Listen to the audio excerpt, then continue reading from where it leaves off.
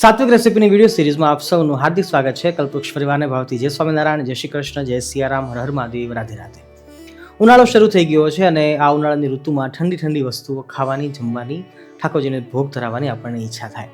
અને એમાં કેરીનો રસ હોય કે પછી શ્રીખંડ હોય, એ ઇત્યાદિ તમામ ઠંડી વસ્તુ આપણને ખાવી ગમે, જેમાં આઈસ્ક્રીમ પણ આવી જાય અને લચ્છી ઇત્યાદિ કોલ્ડ ડ્રિંક્સ પણ આવી જાય. તો આજે આપણે કલ્પવૃક્ષ કિચનમાં સૌથી સરળ રીતે દુનિયાની સૌથી સરળ રીતે આપણે શ્રીખંડ બનાવવાના છીએ. શ્રીખંડ અને મઠ્ઠો આ બંનેમાં થોડુંક ફેર હોય છે. કાઠિયાવાડી ભાષામાં બંને થોડુંક ડિવાઈડ કરવામાં આવે છે. આપણે બંનેને એક પણ કહી શકીએ, પણ આવો આજે શ્રીખંડ આપણે બનાવીએ છીએ, સૌથી સરળ રીતે બનાવવાનો પ્રયાસ કરવાના છીએ. તો આવો રેસીપીમાં છેક સુધી જોડાયેલા રહેજો. રાધે રાધે. પ્રિયજનો, સૌપ્રથમ તો આપણા આંગણામાં અથવા બાલ્કનીમાં આવી રીતે ઈંટો મૂકી દેવાની છે. 1 2 3 4 5 6 7 8, ચાહો તો 10 પણ મૂકી શકો, જેવી આપણી શ્રીખંડની ક્વોન્ટિટી એના ઉપર ડિપેન્ડ કરશે. લટકાવવાની ઝંઝટ વગર આપણે બનાવી રહ્યા છીએ, તો ઈંટો છે એને પાણી શોષવાનો સ્વભાવ છે, એટલે ઈંટોને સારી રીતે ધોઈને 2-3 કલાક પૂરી થવા દેવાની, અને પછી એના ઉપર સાડી હોય અથવા તો આછું કોઈ પણ કાપડ હોય, ગરણાનું કાપડ હોય તો એ આપણે મસલિન ક્લોથ હોય તો આપણે પાથરી શકીએ છીએ, જેમાં મેં આ ડબલ વડું કરી અને પાથર્યું છે. રાઈટ. હવે આપણે ગઈકાલ રાત્રિએ દહીં જે મેળવ્યું હતું એ દહીંને આપણે આના પર પાથરી દઈએ છીએ. હાલ અમે 3 લીટર દૂધનું દહીં લઈએ છીએ. તમે ઓછું અથવા વધતા કરી શકો છો, પણ કેટલું એક્ઝેક્ટ માપ હોય ગળપણનું અને ગળપણમાં આપણે શું નાખીએ છીએ એ વાત આપણે આગળ જોઈએ છીએ. જુઓ, આપણું દહીં છે એકદમ ઢેફું પડે એવું છે, ઘાટું છે. અને દહીં બનાવવું એ પણ એક પદ્ધતિ હોય છે, એ પણ એક કળા છે. જો તમારે એ જોવું હોય કે અમે સંતો કેવી રીતે દહીં બનાવીએ છીએ પરંપરાગત રીતે, તો તમે કોમેન્ટમાં ચોક્કસ લખજો, આપણે એના ઉપર ચોક્કસ વિડીયો આપીશું. જુઓ, હાલ આપણે તમામ દહીં છે એને કાપડ ઉપર અને કાપડની નીચે આપણે ઈંટો રાખી છે એના પર પાથરી રહ્યા છીએ.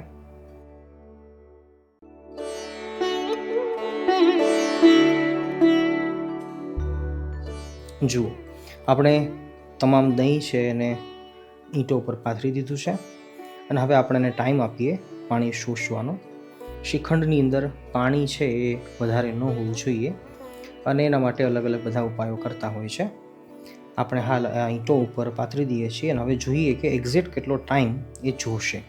હાલ અમે 10 ઈંટો મૂકી છે, વધારે ઈંટો મૂકીએ અને દહીંનું થર છે એ પાતળું કરીએ તો વધારે ઝડપથી પાણી શોષાઈ જશે. મૂળ તો પાણી શોષવાની વાત છે, પણ એ વાત તો ચોક્કસ છે કે લટકાવીને આપણે જે આખી રાત્રિ 6-8 કલાક સુધી શ્રીખંડને રાખીએ છીએ અને પછી એનો જે માવો મસાલો તૈયાર થાય છે, એટલી બધો ટાઈમ આપણે આમાં નહીં આપવો પડે, એ વાત ચોક્કસ છે. ચાલો આપણે મળીએ છીએ આ તમામ પાણી શોષાઈ જાય ત્યારબાદ.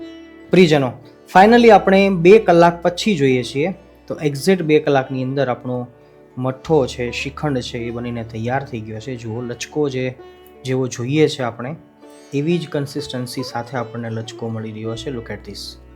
આમાં કોઈ રોકેટ સાયન્સનો આપણે ઉપયોગ કર્યો નથી. આપણી દેશી જે આપણા વડવાઓની પરંપરા છે એ પરંપરાનો આપણે ઉપયોગ કરીએ છીએ, અને જોઈએ છીએ તો લુક એટ ધીસ, એકદમ સ્મૂથ એવો મઠ્ઠો તૈયાર છે.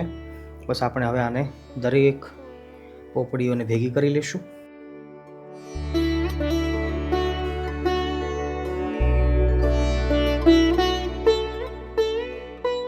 પ્રિયજનો, જ્યારે પણ શ્રીખંડ બનાવવો છે આપણે ઘરે, ત્યારે એનું દહીં બનાવવાની સિસ્ટમ છે થોડીક અલગ હોય છે.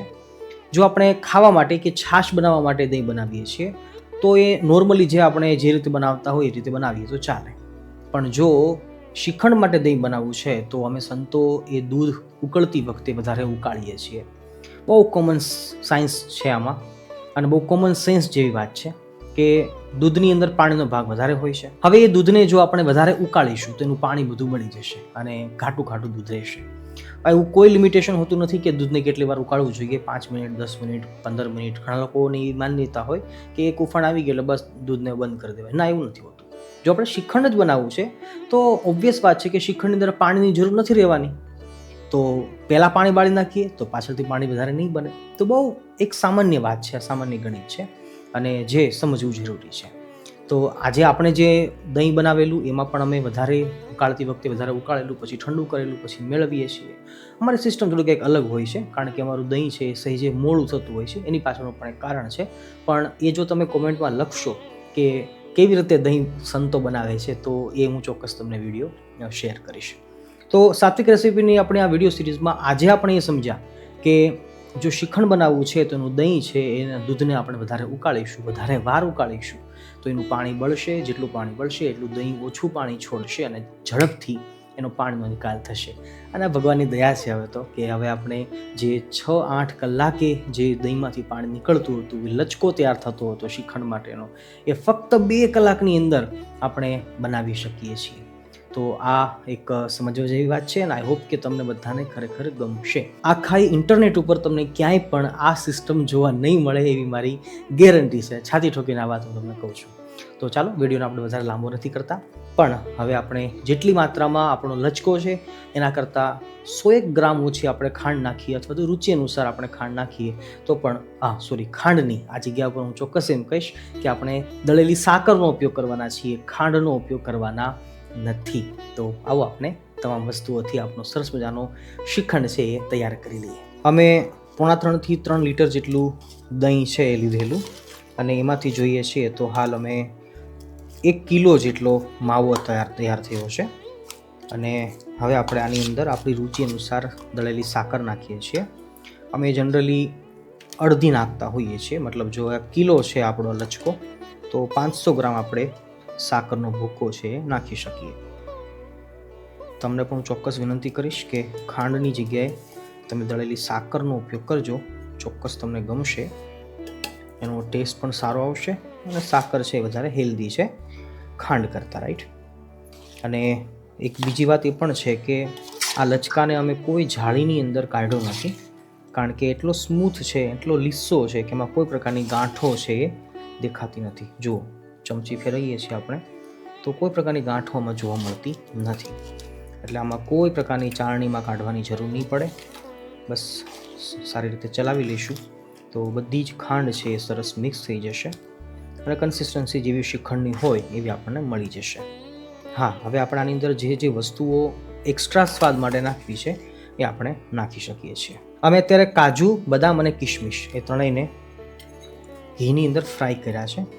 મારી એવી આમ તો ટેવ છે કે હું કાજુ બદામને ક્યારેય કાચા કોઈ પણ વસ્તુમાં નાખતો નથી હોતો, અને હું તમને પણ સલાહ આપીશ કે તમે પણ થોડુંક 1 ચમચી ઘી લઈ અને કાજુ બદામને જો એમાં રોસ્ટ કરી લઈશું આપણે તો એનો સ્વાદ છે એ વધારે ઇન્હાન્સ થઈ જશે, સ્વાદ વધી જશે. તમે ચોક્કસ ટ્રાય કરજો. અને શ્રીખંડમાં તમે જો આવી રીતે નાખશો તો ખરેખર બહુ જ ફાઇન લાગશે. અને સાથે સાથે જોઈએ તો ઇલાયચી છે, ભૂકો દળેલી ઇલાયચી, રુચિ અનુસાર 3 ચપટી એ નાખીએ છીએ. કેસરવાળું જે જળ છે 1 ચમચી જેટલું એ નાખીએ છીએ. પ્યોર કેસર છે મારું. અમારા સત્સંગી છે પ્રદીપભાઈ ને ઈલાબેન યુકેથી, એમણે આ મોકલાવેલું. ચોક્કસ આપણે એને યાદ કરીએ અને સારી રીતે ચલાવી લઈએ. આમાં કોઈ જાતના આપણે આમાં એસેન્સ નાખ્યા નથી, કોઈ પ્રકારના બીજા એક્સ્ટ્રા ફ્લેવર નાખ્યા નથી. ઘરે બનાવેલો એકદમ હેલ્ધી એવો શ્રીખંડ તૈયાર છે. આ શ્રીખંડ એવો બનશે કે તમારે ગળે પણ નહીં ચોંટે, વધારે ખવાશે કદાચ તો શરદી પણ નહીં થાય, ઉધરસ પણ નહીં થાય, કોઈ પણ પ્રકારની સાઈડ ઇફેક્ટ આનાથી નહીં આવે એ વાતની હું ગેરંટી લઉં છું. તમે બનાવીને ચોક્કસ ટ્રાય કરજો. આવો સારી રીતે આને ચલાવી લઈએ. પ્રિયજનો, ફાઇનલી આપણો શ્રીખંડ બનીને તૈયાર છે અને હું ચોક્કસ એમ કહીશ ગેરંટી સાથે કે તમે આ ખાશો તો તમને એમ લાગશે કે તમે આઈસ્ક્રીમ ખાઈ રહ્યા છો. એટલો સરસ તમને ટેસ્ટ આવશે, એટલો સ્મૂથ લાગશે. સ્ટ્રક્ચર તમે જુઓ છો તો એકદમ આઈસ્ક્રીમ જેવું સ્ટ્રક્ચર આનું તૈયાર થયું છે. હવે આના ઉપર આપણે ચાહીએ તો ગુલાબની પાંખડીઓ નાખી શકીએ છીએ. આપણી આ ઘરની ગુલાબની પાંખડીઓ છે અને ગુલાબની પાંખડીમાંથી ગુલકંદ બહુ સરસ બનતું હોય છે. તમે કહેશો તો આપણે ગુલકંદની રેસીપી ચોક્કસ આપીશું. કોમેન્ટમાં તમે ચોક્કસ લખજો. આવો હવે ઠાકોરજીને ભોગ ધરાવી દઈએ. આપણી છેલ્લી શરત પ્રમાણે જે કંઈ ઘરમાં બનાવો એ ભગવાનને ભોગ ધરાવી અને પછી જમવામાં ઉપયોગ કરજો તો એ પ્રસાદ કહેવાશે, ભક્તિ કહેવાશે. મળીએ છીએ ફરીવાર નવી એક રેસીપી સાથે. ત્યાં સુધી સૌ ભક્તોને જય સ્વામિનારાયણ, જય શ્રી કૃષ્ણ, જય સિયારામ, હર હર મહાદેવ, રાધે રાધે. ઘણા લોકો એમ કહેતા હોય છે કે સંતોને રસોઈની વાતો શા માટે કરવી જોઈએ? સાધુ સંતો, સંન્યાસી, એમને ખાવાની ચર્ચા શું અયોગ્ય છે? પણ હું તમને એક પ્રશ્ન પૂછું કે જો સંતો જ સાત્વિક જીવનની વાતો નહીં કરે તો પછી કોણ કરશે?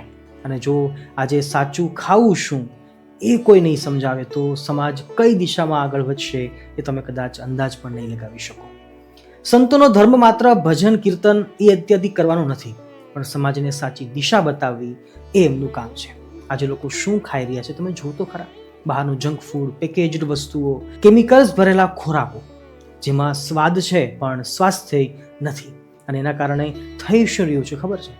શરીર બીમાર થઈ રહ્યા છે, મન બધાના ચીડચીડા બની રહ્યા છે અને જીવનમાં અશાંતિ દિન પ્રતિદિન વધતી જાય છે. શાસ્ત્રોમાં સ્પષ્ટ લખ્યું છે કે જેવો આહાર એવો જ વિચારો.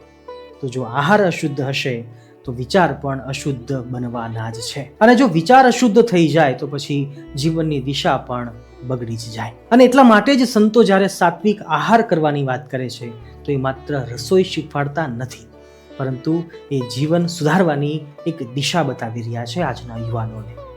મનને શાંત બનાવવાનો માર્ગ બતાવી રહ્યા છે આજની વડીલ વૃદ્ધ પેઢીને. જો એક પરિવાર પણ બહારનું ખાવાનું છોડી અને ઘરનું શુદ્ધ સાત્વિક ભોજન શરૂ કરશે તો માત્ર શરીર જ નહીં પરંતુ ઘરમાં શાંતિ આવશે, સંબંધોમાં પ્રેમ વધશે અને આધ્યાત્મિકતા પણ વધશે.